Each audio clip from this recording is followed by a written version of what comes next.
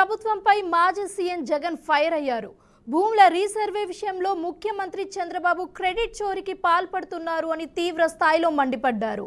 తాము అధికారంలోకి రాకముందు రాష్ట్రంలో కనీసం సర్వేయర్లు లేరు అని, బ్రిటిషర్ల కాలం నాటి సర్వేలే అలాగే రికార్డులే తప్ప ఆధునిక సాంకేతికత ఊసే లేదు అని జగన్ గుర్తు చేశారు. ఇక గతంలో ఎన్నడూ లేని విధంగా యూరప్, అమెరికాలో ఉపయోగించే అత్యాధునిక సాంకేతికత పరిజ్ఞానంతో సర్వే ఆఫ్ ఇండియాతో ఒప్పందం కుదుర్చుకుంది అని, మరి ఈ ప్రాజెక్టును చేపట్టమని చెప్పారు. 4 సార్లు సీఎం ఉండి ఏం చేశారు? ముఖ్యమంత్రి పదవి కాలంలో ఎన్నడైనా రైతుల భూ సమస్యల గురించి ఆలోచించారా అని జగన్ ప్రశ్నించారు. నిజంగా ఇంతటి దారుణమైన క్రెడిట్ చోరీ చేయగలిగిన వ్యక్తి ఇంకొకడెవడైనా ఉండగలడా అని అనిపించేట్టుగా చంద్రబాబు నాయుడు గారు మాట్లాడుతూ ఉన్నారు. ఊసరి వెళ్ళి కూడా చంద్రబాబు నాయుడును చూసి బహుశా సిగ్గుపడుతుందేమో. అంతటి దారుణమైన మోసాలు, అంతటి దారుణమైన అబద్ధాలు. నేను సూటిగా చంద్రబాబు నాయుడు గారిని అడుగుతా ఉన్నాను, మీ ద్వారా ప్రజలందరి తరపున అడుగుతా ఉన్నా. అయ్యా, 4 సార్లు సీఎం అని చెప్పి చెప్పుకునే ఈ పెద్ద మనిషి చంద్రబాబు నాయుడు పూర్తి ప్రక్షాళన చేసి, సమగ్ర భూ సర్వే చేసి, ట్యాంపర్ ప్రూఫ్ డాక్యుమెంట్స్ చేతిలో పెట్టి, ఆ తర్వాత కూడా ఆ సిస్టమ్ను మెయింటైన్ చేయాలి, అప్డేట్ కాబడ్డ పరిస్థితులు తపనబడిన ప్రభుత్వం ఎప్పుడూ లేదు. మరి ఇవన్నీ తాను ఎప్పుడూ కూడా చేయకుండా మరి ఏ రకంగా చంద్రబాబు నాయుడు గారు ఈ రికార్డును తన ఖాతాలోకి వేసుకుంటూ క్రెడిట్ చోరీకి ఎలా పాల్పడతాడో అని అడుగుతా ఉన్నా. నిజంగా ఇవన్నీ కూడా ఏవి కూడా ఒక్కటి కూడా చంద్రబాబు నాయుడు హయాంలో జరగల. మరి సిగ్గుండాలి కదా క్రెడిట్ చోరీ తీసుకునేదానికి. చంద్రబాబులా మేము ఎప్పుడు కూడా కబుర్లు చెప్పలా. ఓ గొప్ప వ్యవస్థను క్రియేట్ చేసాం, ఓ గొప్ప టెక్నాలజీని అడాప్ట్ చేసుకుని గొప్పగా అడుగులు పడ్డాయి. అంతటితో ఆగిపోలా.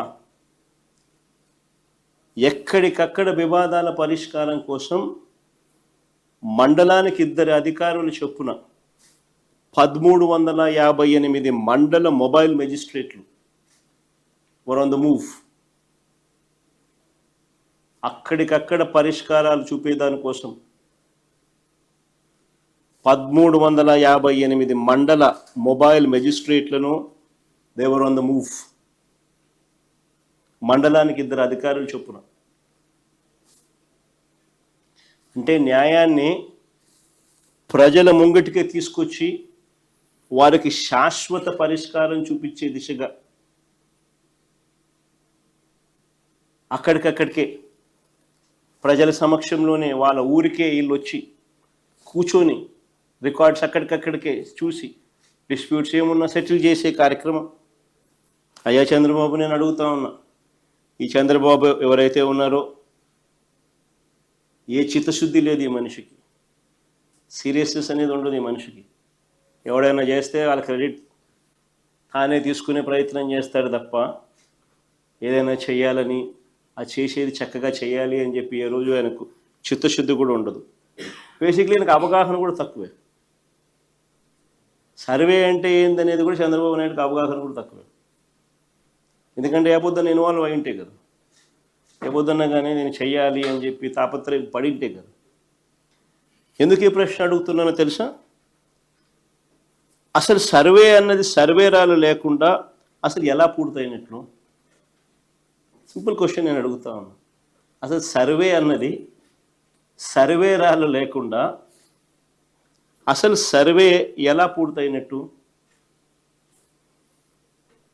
ఈ పెద్ద మనిషి అంటాడు, సర్వేరాలను కొన్ని కోట్ల సర్వేరాలను తరలించినారు, గ్రామాలకు చేయించి తరలించినారు అని అంటాడు. బుద్ధి లేకుండా, జ్ఞానం లేకుండా, అవగాహన లేకుండా. 1923లో బ్రిటిష్ వాళ్ళు సర్వే చేసినప్పుడు పెట్టిన రాళ్ళు ఈ రోజు కూడా కనిపిస్తాయి ఎక్కడెక్కడ. ఈ మనిషి పెద్ద మనిషి అంటాడు రాళ్ళు ఎందుకు అంటాడు? డిస్టింక్ట్గా పెట్టిన రాళ్ళు ఎందుకంటాడు? యా బండ రాయి పెడితే ఆ బండ రాయి పెట్టచ్చు కదా. యా రాయి పెడితే ఆ రాయి పెడితే రేపు పొద్దున అదే సర్వే రాయి అని చెప్పి ఎలా చెప్తావు? ఇంకోడేదో ఇంకో రాయి చూపించి ఇదే సర్వే రాయి అంటాడు. ఇప్పుడు కూడా బ్రిటిష్ వాళ్ళు సర్వే రాళ్ళు అప్పట్లో 1923లో పెట్టినటి మా ప్రభుత్వ హయాంలోనే అందరికీ కూడా అర్థమయ్యేట్టుగా చెప్పాలనంటే, ఇంత పెద్ద వ్యవస్థను మేము క్రియేట్ చేసి మా ప్రభుత్వ హయాంలోనే డ్రోన్ సర్వే రాష్ట్ర వ్యాప్తంగా పూర్తయింది. మా ప్రభుత్వ హయాంలోనే రాష్ట్ర వ్యాప్తంగా డ్రోన్ సర్వే కంప్లీట్ చేసినాం. నేను చంద్రబాబు నాయుడు సీరియస్గా అడుగుతా ఉన్నా, అయ్యా ఇలా ఎప్పుడైనా ఎక్కడైనా జరిగిందా? రైతులు భూ యజమానులకు ఇంత భద్రత కల్పించే పని చంద్రబాబు నాయుడు ఎప్పుడైనా చేసాడా? భద్రత కల్పించే పని అంటే రైతు నష్టపోకూడదు, భూ యజమాని నష్టపోకూడదు, ట్యాంపర్ ప్రూఫ్ డాక్యుమెంట్స్ తన చేతిలో ఉండాలి, తనకు అన్ని రకాలుగా మంచి జరగాలి, సమస్యలు ఉండకూడదు అని ఇంతగా తాపత్రయపడి ఎప్పుడైనా చంద్రబాబు నాయుడు చేశాడు? మరి ఎవరి దొంగలు? మరి ఇష్టం వచ్చినట్టుగా మాట్లాడినాడు చంద్రబాబు నాయుడు ఎన్నికలప్పుడు. మరి ఎవరి దొంగలు? ఎవరు కబ్జాకోరులు? ఎవరు రైతులకు భూ యజమానులకు రక్షణ కల్పించారు?